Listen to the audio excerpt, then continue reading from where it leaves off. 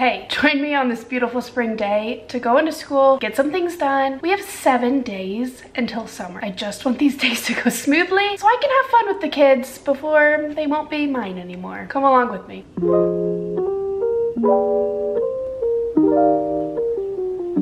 Oh, but first I'm gonna go get some Diet Coke.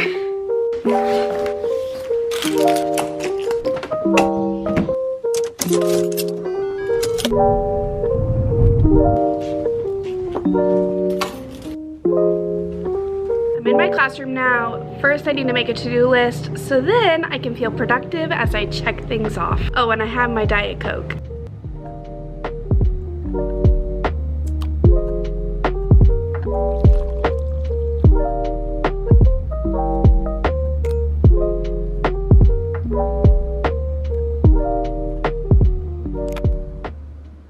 To-do list is to charge the kids' Chromebooks. I don't have enough chargers to do everybody's Chromebooks at once, so I have to switch it out whenever I come in on the weekend. Doesn't look like all of them are charging right now. That could be. So I'm gonna have to figure out that situation. I have 15 Chromebooks that I need to charge and only 10-ish chargers. So let's figure this out first.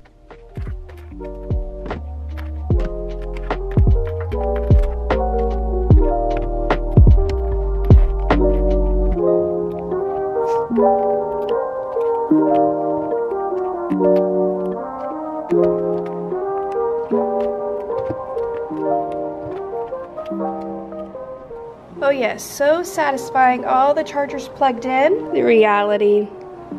Don't you just love this? We're doing great. Next on the to-do list, I could tackle this mess, or I could tackle the turn-in tray. Both are not fun tasks, but tasks that we have to do. I'm thinking maybe tackle the messy area back there first, so then when I have to go through this turn-in tray, I'm working in a clean space. Sounds like a good plan to me.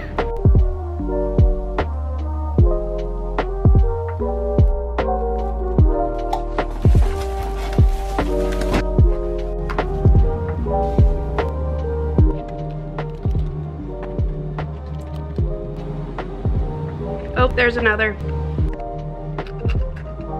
My students are really good at delivering things to my table, but not putting them where they belong or giving them to me in an orderly way. They just kind of toss them there, hence these. Okay, but to give the kids the benefit of the doubt, because these headphones aren't theirs, they are borrowing them from me because it's the end of the year and theirs are starting to break. I don't really have a spot for these to go. So I guess no system equals disorganization on my part. Also, this is hilarious. I totally just got a message on Seesaw from one of my students on their parents' phone because they said, "Hi, Miss Kelly," with laughing faces and the toilet emoji. And then it said, "What's student's name, class code?" I'm guessing he's meaning Prodigy. I'm gonna look it up for him, but after I'm gonna talk about class systems because it is the key to staying organized.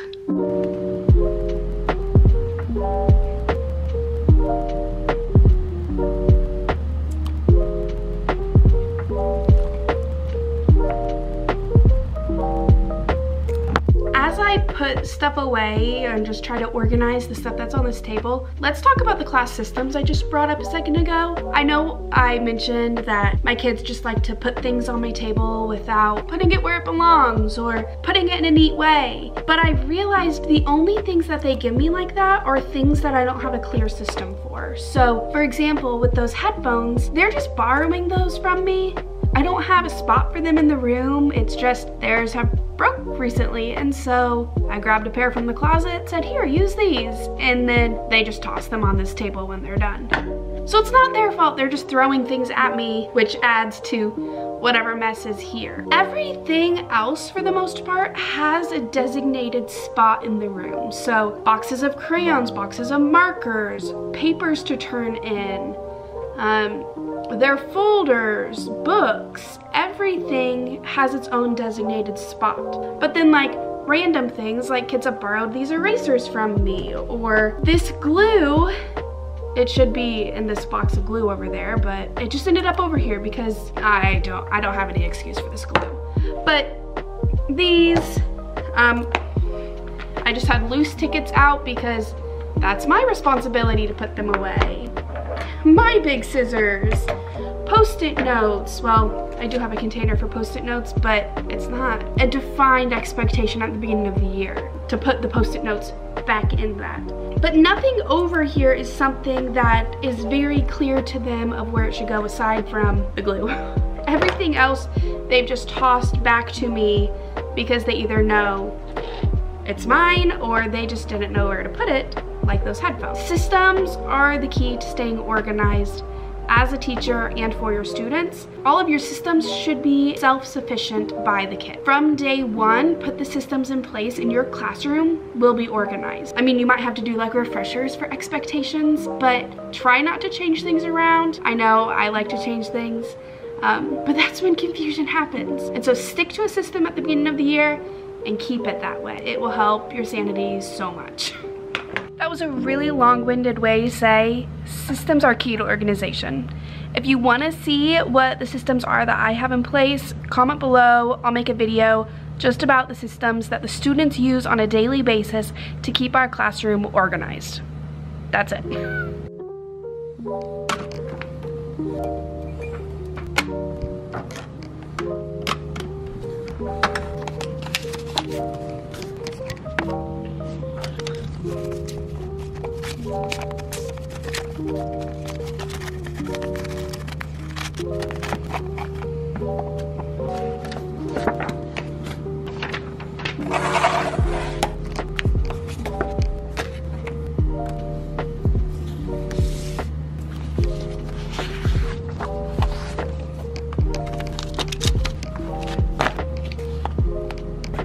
This table is mostly cleaned off aside from this makeshift tripod that I was using, the elephant and piggy books we're using right now, stack of papers I don't want to lose, and my computer and drink. So, time to tackle the turn-in tray.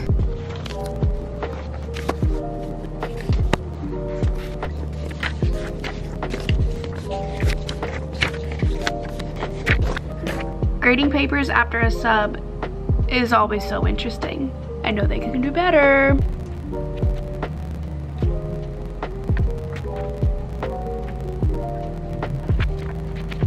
It is about an hour since I've seen you last. I just typed all my kids' names into the awards that they're getting. I'm really excited about them. Each kid is getting 2 awards. One award that's more of an award that I appreciate and their parents will appreciate, and one award that they'll be pumped to get. For example, one of my students is getting an Out of My Shell award because they started the year pretty shy and now they're really showing their personality and they've blossomed in so many ways. But I don't know as a first grader if they'll be excited about that. And so that student is also getting the Amazing Artist Award because I know they'll be pumped to receive that award. So they all get 2 awards. I'm able to do that because I have only 15 students in my class, which is a major blessing. So yeah, I've had the time and the resources to give each kid 2 awards. So I don't know if I'm gonna print them today. I might wait and do that during a prep time this week. It just kind of depends how much energy I have as I do the last thing on my to-do list, because I've done everything except for printing the booklets that we're giving to our first grade aides as well as the school counselor, because all 3 of them are actually leaving at the end of this year and doing different things next year. We are having the students make like a memory book for them. Each kid will get their own page and they will draw a picture or write about a memory or what they're thankful for the person, and then we'll bind them together to be books. So I'm gonna print that so it's ready to go this week and we can just do it in the gaps of times that we have. And then after that, I'm done with everything that I wanted to do on the to-do list, which is a really good feeling. And it's only 3 o'clock. So I'm glad I came in today. I'm feeling very productive. This is the front page of the gift we're making for the counselor and our aides. So the kids are going to use their thumbprints to fill in that tree. And then I'll show you what the inside pages look like. They'll all get to draw a picture and then write a message, whether saying thank you or their favorite memory. There'll be some freedom with that, and then we'll attach them all together and put another piece of cardstock on the back to create it like a little book. We might use like a binding machine to go on the side or just punch holes and put string with it. I'm not sure yet. It's a simple but meaningful end of the year gift. It gives closure to the kids, but it also is a great takeaway for those people who are leaving. I also printed the awards for my students. I'll show you what those look like, but cover up some of the kids' names. I love this Dreamer Award for my student who has the best imagination. When I read the description, I knew it was perfect for her. Glance at all the colors of the awards without showing the kids' names. I love this set of awards so much. I think that's it for today's classroom vlog. I will see you next time.